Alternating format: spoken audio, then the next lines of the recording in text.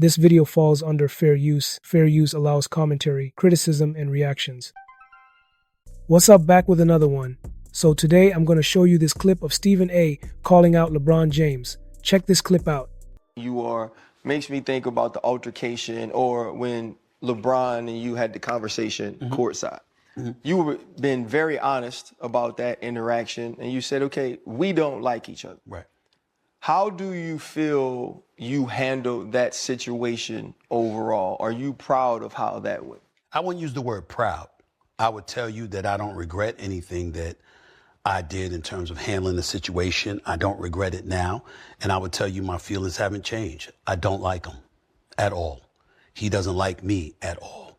I don't like talking about him because I think people think that I'm looking to talk about him. Like, LeBron's inside of Stephen A's head. If you don't ask me about him, I won't talk about him. You see what I'm saying? I got a job to do, and he will never interfere with my job. I'm going to be professional. This man is one, in my mind, the second greatest player to have ever played the game of basketball. He's a great ambassador for the game of basketball. He's an incredible role model. What he has done with himself, what he has done with his crew, it's beyond admirable, and he will always warrant the utmost respect. But everybody hasn't had the relationship that I've had. I'm in the media. I'm a commentator and pundit. I know the things that you've done behind the scenes. I know the things that you've said behind my back. I know what you've tried to do to derail me from being in the position that I'm in today.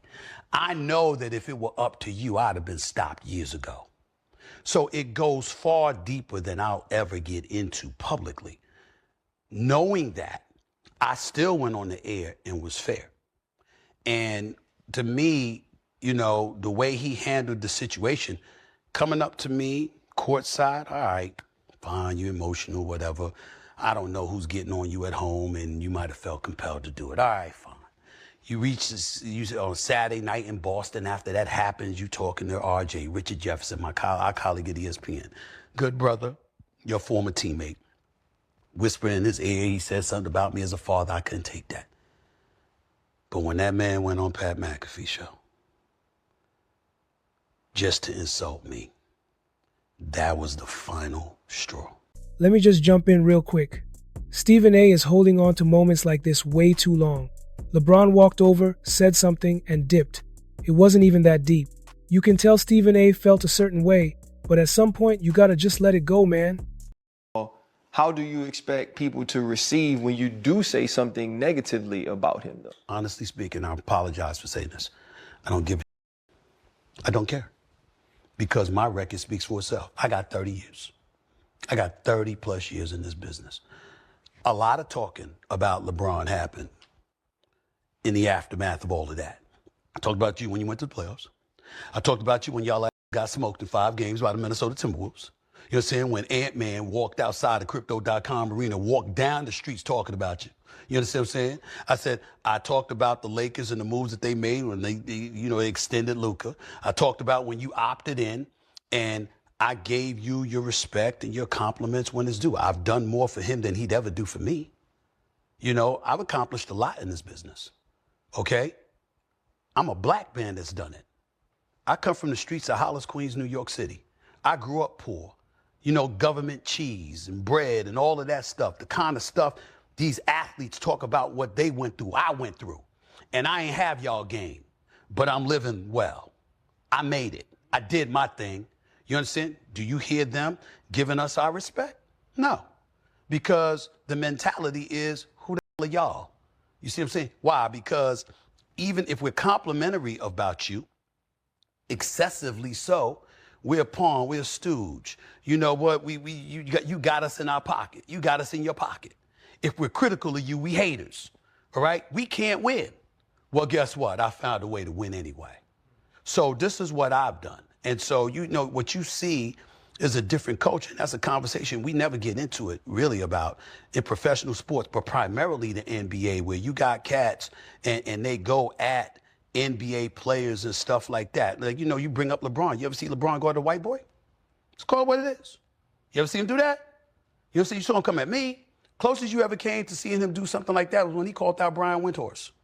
What you calling out Brian Windhorst for? The man covered you since junior high school and has praised you repeatedly. And you used the Pat McAfee situation to go at him. You understand? And that's the only time you ever seen LeBron James, really go at somebody white. I'm going to call it what it is. So we understand each other. I understand a lot more. And I'll tell you, I'll divulge to my boy and his boy right here, when I did my monologue for 17 and a half, 18 minutes, the day after he decided to go on Pat McAfee's show, all right? And I said what I said and meant every syllable of what I said. Immediately after, I was informed that we won't be hearing more from him about it. What's up? So what are my thoughts about this? Here's the thing. Stephen A. is clearly still in his feelings about that brief moment between him and LeBron at the Lakers arena, and now he's spinning it into this whole angle about how LeBron wouldn't have done that if he were a white man. At this point, it's starting to feel like a reach. Sometimes Stephen A. takes something small and turns it into a bigger cultural conversation. And sure, there's a time and place for that, but this just ain't it. LeBron walked over, probably said something short, and left it at that. It didn't look disrespectful or aggressive, just a quick, I heard what you said kind of vibe. And that's the thing, this moment didn't need to become a headline. Not every interaction has to be broken down into race or power dynamics. Stephen A. is a big personality, and sometimes he leans too far into making everything a segment. At some point, you just gotta move on. We get it, he didn't like the way LeBron approached him. Cool. But calling it something deeper than it was might just be doing too much, especially when there are way bigger moments worth dissecting. If Stephen A. is really about moving the culture forward, then part of that is knowing when to let the little stuff slide. Okay, so drop a comment, smash that like button, and make sure you subscribe for more videos like this, and I'll see you in the next video.